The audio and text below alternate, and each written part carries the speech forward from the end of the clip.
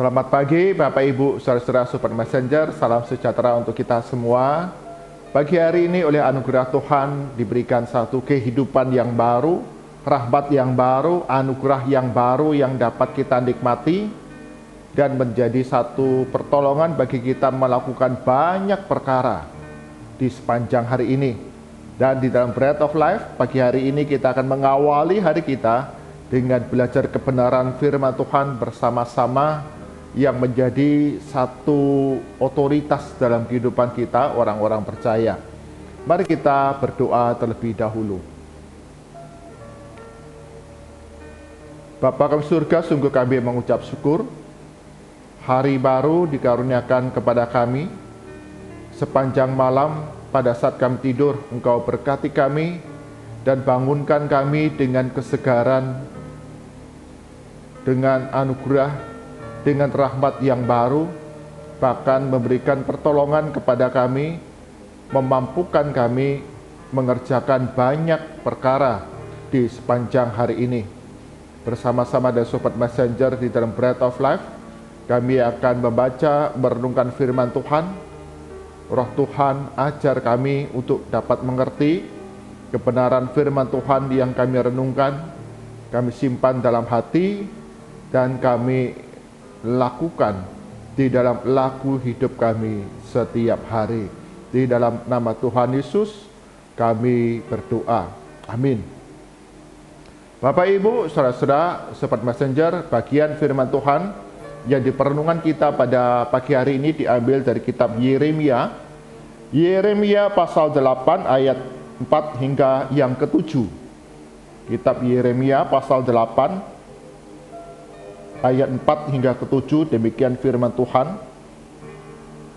Engkau harus mengatakan kepada mereka, beginilah firman Tuhan. Apabila orang jatuh, masakan ia tidak bangun kembali? Apabila orang berpaling, masakan ia tidak kembali? Mengapakah bangsa ini berpaling? Berpaling terus-menerus.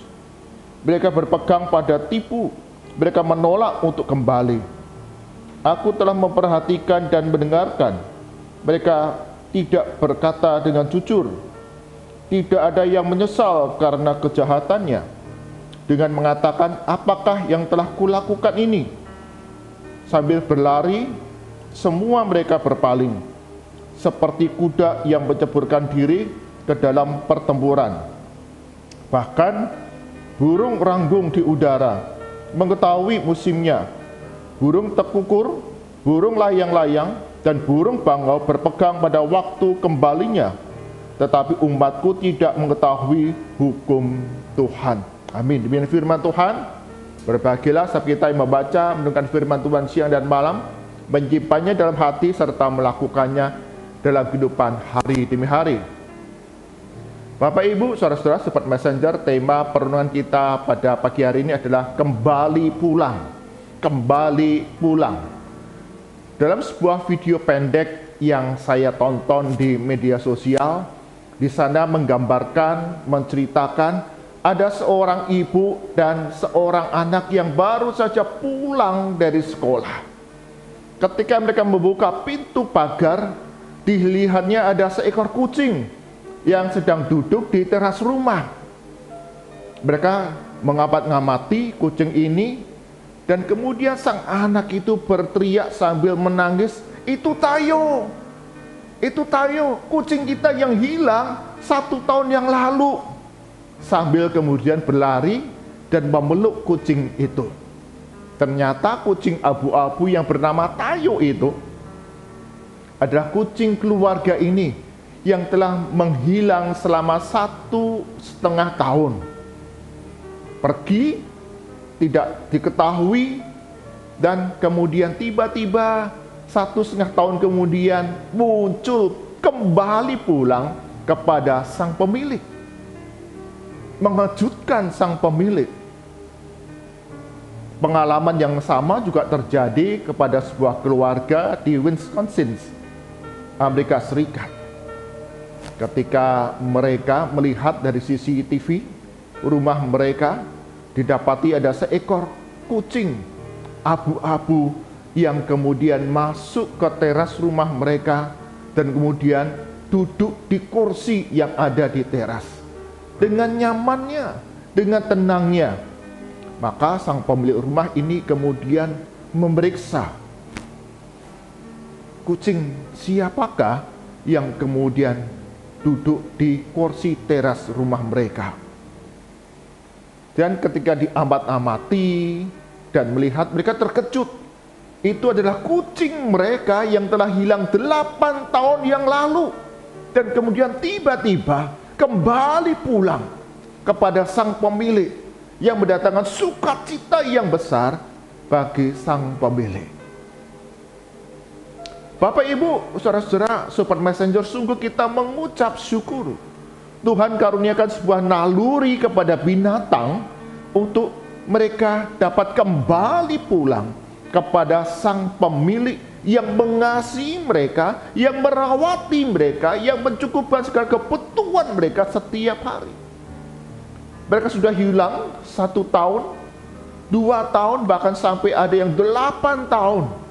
Tapi kemudian hewan ini punya naluri untuk kembali kepada sang pemilik karena dia mengingat akan kasih dan kebaikan sang pemilik. Bagian firman Tuhan yang kita baca di dalam ayat ke-7 di sana digambarkan betapa burung-burung mereka tahu kapan waktunya untuk kembali pulang ke sarang mereka. Tetapi bagaimana dengan kita, umat manusia yang sudah jatuh di dalam dosa ini? Tidak banyak orang yang kemudian kembali pulang kepada Sang Bapa Penciptanya, yang memelihara dia, yang mencukupkan kebutuhan setiap hari dalam kehidupannya. Bahkan kitab Yeremia yang kita baca di sana ayat ke-7 yang terakhir dikatakan, tetapi umatku tidak mengetahui hukum Tuhan. Yeremia mengabarkan tentang kebenaran firman Tuhan, satu teguran kepada bangsa Israel. Mereka tidak lagi beribadah kepada Tuhan. Mereka tidak lagi berlaku benar. Mereka semakin jauh meninggalkan hukum-hukum Tuhan. Mereka tidak lagi hidup dalam ketetapan Tuhan, mengandalkan Tuhan dalam kehidupan mereka. Mereka mengabaikan anak-anak yatim piatu, mengabaikan para janda, dan berlaku tidak adil, tidak benar dalam kehidupan hari demi hari.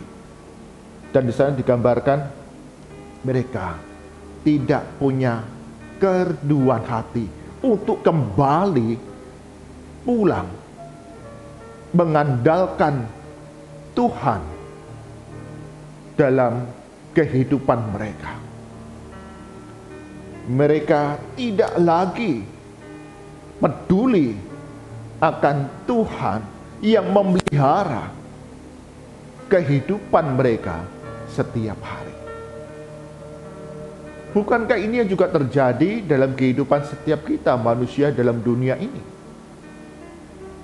Paulus menuliskan dalam kitab Roma, tidak ada orang yang mencari Allah, seorang pun tidak. Padahal kita menyadari bahwa setiap kita manusia diciptakan oleh Allah dalam gambar dan rupa Allah. Allah rindu setiap kita yang sudah jatuh dalam dosa ini, yang kemudian terpisah karena dosa-dosa kita. Allah rindu, Allah mau bahwa kita dapat bersekutu kembali dengan Dia.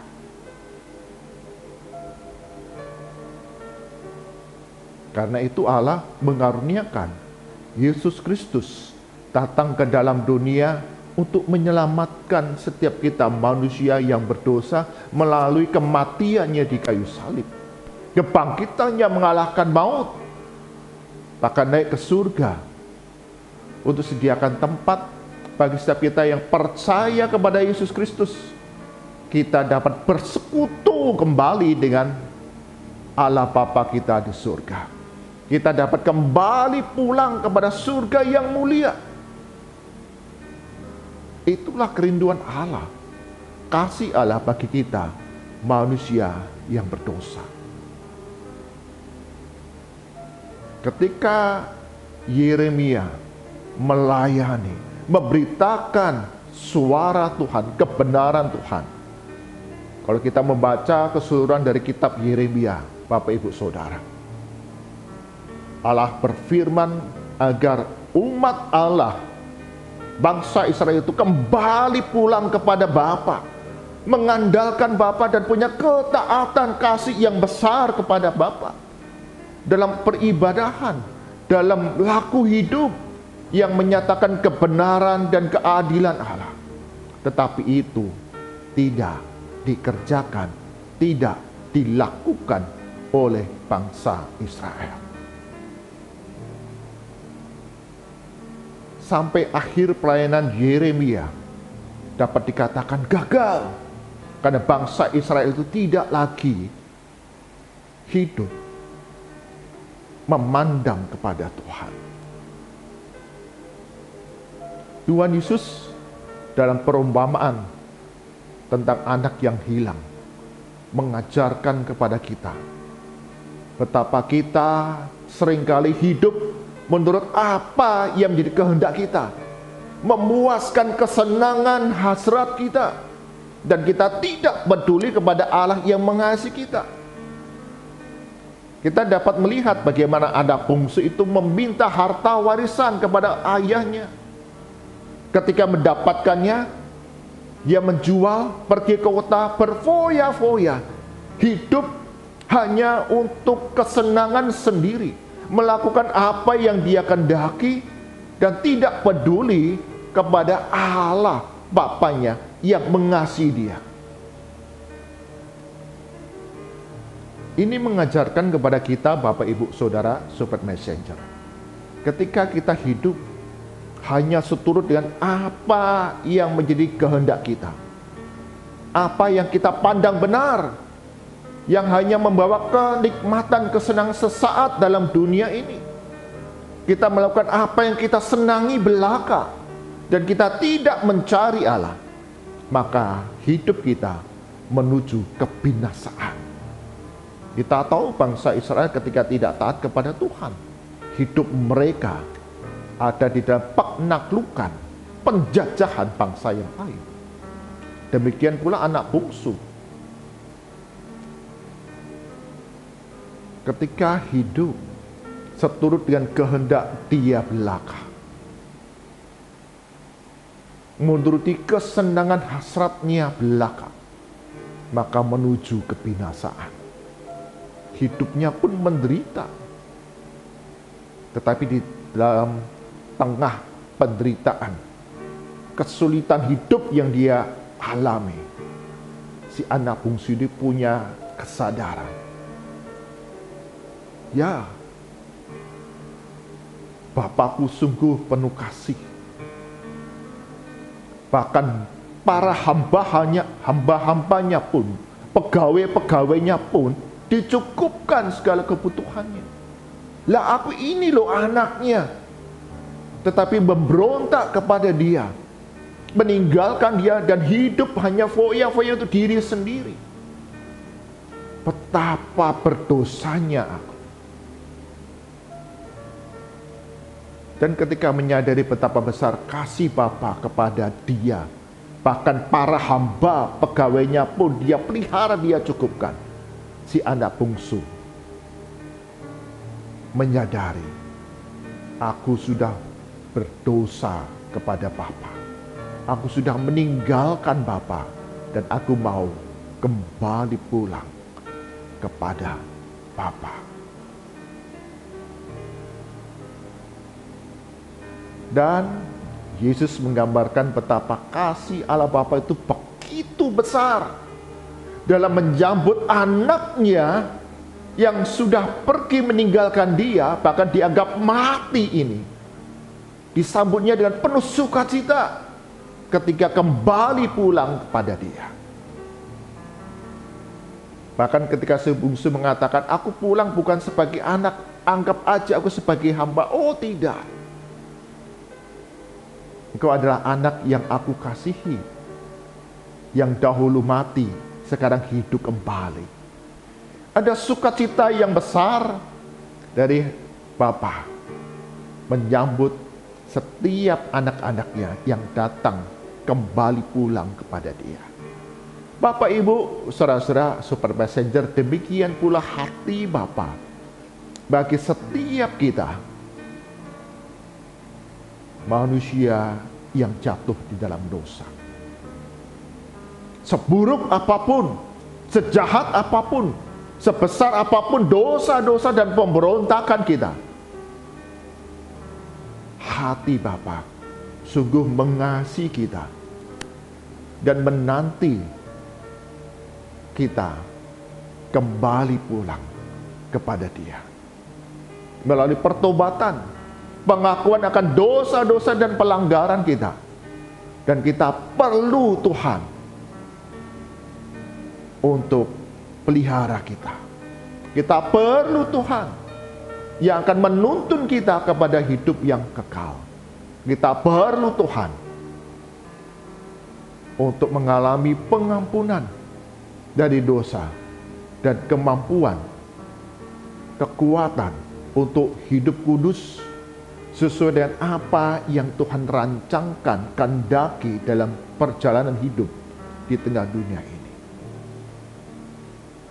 Bapak, Ibu, Saudara, Sobat Messenger, hati Bapa begitu luas.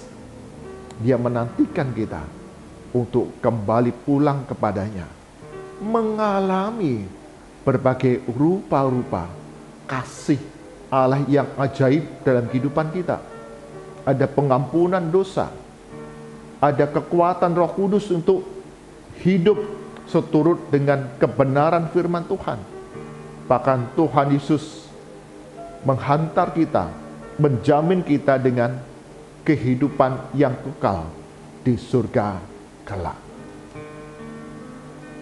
Tuhan akan senantiasa menolong setiap kita, Bapak, Ibu, saudara-saudara Super Messenger. Kita yang sudah menaruh iman percaya kepada Yesus Kristus, kita kembali diteguhkan bahwa kita punya tempat yang pasti dalam kerajaan surga.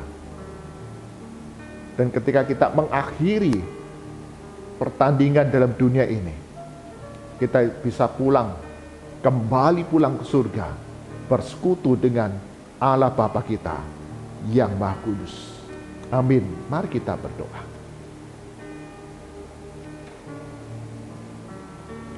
Tuhan Yesus, kami mengucap syukur.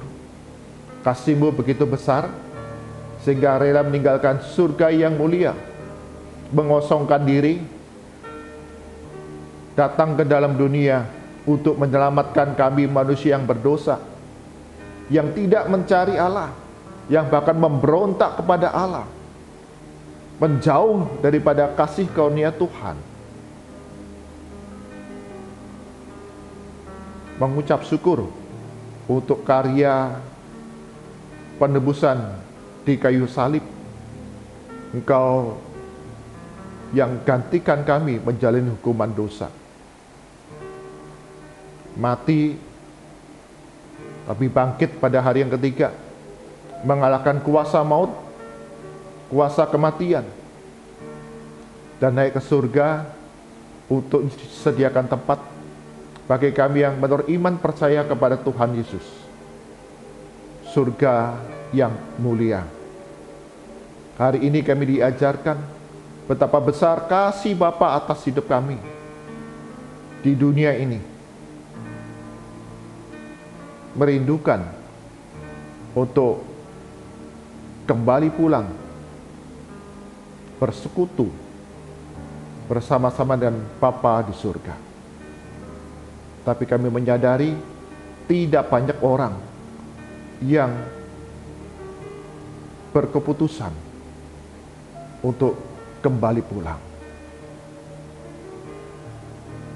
Tuhan, tolong kami untuk memiliki kepekaan pimpinan Roh Kudus, agar setiap kami mengalami pertobatan, menyadari dosa-dosa pelanggaran kami, bahwa kami tidak dapat hidup mengandalkan diri sendiri, hanya mengejar kepuasan diri sendiri, hidup seturut dengan kemauan diri sendiri.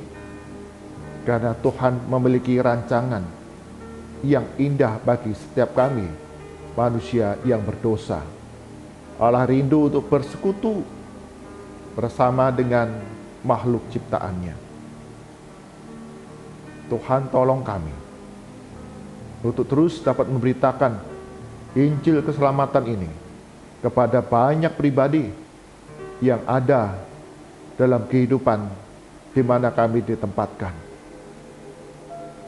Mengalami pertobatan dengan karya Roh Kudus, menaruh iman saya kepada Yesus Kristus, dan kami rindu kembali pulang bersekutu dengan Allah Bapa di surga yang Maha Kudus. Kami serahkan sepanjang hari ini dalam berbagai rupa-rupa kegiatan pelayanan kami. Tuhan, Engkau yang memberikan pertolongan dalam latihan-latihan persiapan menjelang Natal.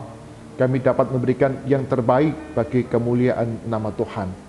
Perlengkapi kami, tolong kami dalam pelayanan kami, bahkan dalam keseharian kami, dalam studi, dalam pekerjaan usaha kami.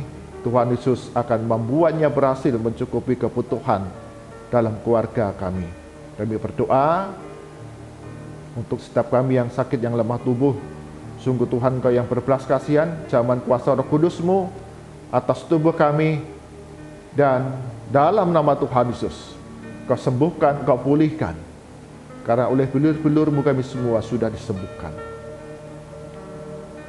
Tolong kami yang hidup dalam pergumulan, beban berat dalam studi, dalam pekerjaan kami, dalam usaha kami, bahkan hari demi hari perjalanan hidup di tengah keluarga ataupun pribadi, kecukupan setiap hari, bahkan kekhawatiran, ketakutan akan hari depan.